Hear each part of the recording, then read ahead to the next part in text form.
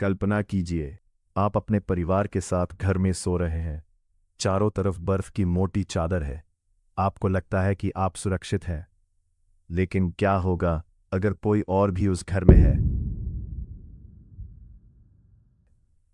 एक ऐसा साया जो सिर्फ आपको देख रहा है, जो आपकी हर बात सुन रहा है और जो सिर्फ सही वक्त का इंतजार कर रहा है।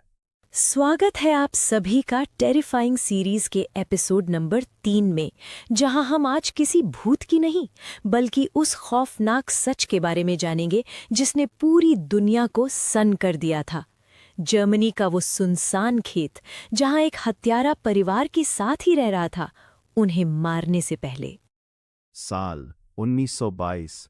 परिवार ग्रूबर, पति पत्नी, उनकी बेटी, 2 पोते पोतियां और एक नौकरानी। कत्ल से कुछ दिन पहले कुछ बहुत अजीब होने लगा था। एक सुबह ग्रूबा परिवार के मुखिया एंड्रियास ने खेत के चारों तरफ ताज़ी बर्फ देखी। उन्होंने जो देखा उससे उनके पैर तले जमीन खिसक गई। बर्फ पर किसी अजनबी के पैरों के निशान थे। डरावनी बात ये थी कि वे निशान दूर से घर की तरफ तो आ रहे थे, लेकिन घर से वापस बाहर जाने का एक भी निशान नहीं था। एंड्रियास को घर के ऊपर यानी एटिक से चलने की आवाजें आने लगी। उन्होंने सोचा कि शायद कोई जानवर होगा, पर उन्हें डर था कि ये कोई इंसान है। उन्होंने पूरा घर चेक किया, लेकिन उन्हें कोई नहीं मिला।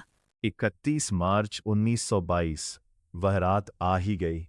हत्यारा एक एक करके परिवार के सदस्यों को लालच देकर खलिहान में ले गया और वहां एक भारी औजार पिकैक्स से उसने सबकी बेरहमी से हत्या कर दी। सबसे छोटी बच्ची से लेकर बुजुर्गों तक किसी को नहीं छोड़ा। घर में सिर्फ सन्नाटा रह गया।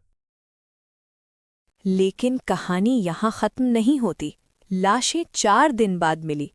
इन 4 दिनों में पड़ोसियों को खेत से धुआं निकलता हुआ दिखाई दिया। हत्यारा वहीं था। कत्ल करने के बाद भी वो हत्यारा घर से नहीं भागा। वो लाशों के साथ ही उस घर में 4 दिनों तक रहा। उसने घर का खाना खाया, जानवरों को चारा दिया और आग जलाकर सर्दी से बचता रहा, जैसे कि कुछ हुआ ही ना हो। जब उसे लगा कि अब पड़ोसियों को शक हो सकता है, तो वो सिर्फ गायब हो गया, बिना कोई सुराग छोड़े। आपके मन में भी सवाल आ रहा होगा कि जब वो घर में ही था तो किसी को हाथ क्यों नहीं आया। एंड्रियास छत पर टॉर्च लेकर उसे ढूंढने जाता था, तो वो हत्यारा शायद भूसे के ढेर के पीछे या किसी संदूक में छिपकर उसकी सांसें सुन रहा होता था, जिसकी वजह से वो किसी के हाथ में नहीं आता। या शायद कोई ऐसा क्रिएचर जो गायब भी हो सकता हो, किसे पता। जरा सोचिए, जब वे लोग डाइनिंग टेबल पर बैठकर बातें कर रहे होते थे, तब वो हत्यारा ठीक उनके ऊपर वाली छत की दरार से उन्हें देख रहा होता था। पुलिस ने सैकड़ों लोगों से पूछताछ की, ग्रूबर परिवार के पुराने दुश्मनों से लेकर गांव के आवारा लोगों तक, लेकिन कोई सबूत नहीं मिला। वो हत्यारा कौन था? वो क्यों हफ्तों तक छत में छिपा रहा? उसने कत्ल के बाद भी 4 दिन वहीं क्यों बिताए?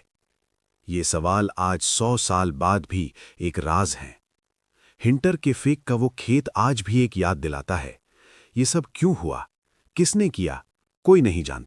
पुलिस ने 100 से ज्यादा संदिग्धों से पूछताछ की थी, जिनमें से कुछ प्रमुख नाम ये थे। लॉरेंस श्लिटनबाउअर, ये परिवार का पड़ोसी था और विक्टोरिया के साथ इसके संबंध थे। कहा जाता है कि वो विक्टोरिया से शादी करना चाहता था। सबसे पहले लाशें खोजने वालों में वो शामिल था और उसका व्यवहार उस वक्त बहुत अजीब था, जैसे उसने बिना डरे लाशों को छुआ। हालांकि उसके खिलाफ कोई ठोस सबूत नहीं मिला। कार्ल गैब्रियन, ये विक्टोरिया का पति था, जिसके बारे में माना जाता था कि वो प्रथम विश्व युद्ध यानी फर्स्ट वर्ल्ड वॉर में मारा गया है।